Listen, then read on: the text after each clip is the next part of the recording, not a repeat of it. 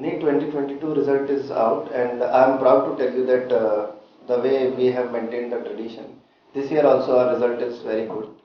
Our highest score is 656 marks out of 720, and that has been achieved by Sakshi Hangargekar.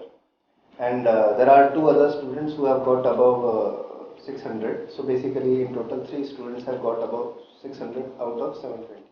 There are many other students who have got above 500. So overall, if we see that, it's a very good result.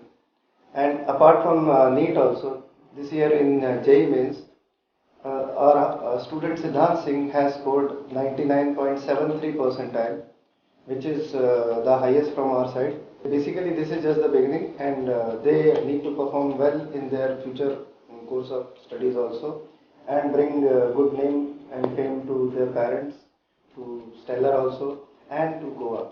Thank you so much.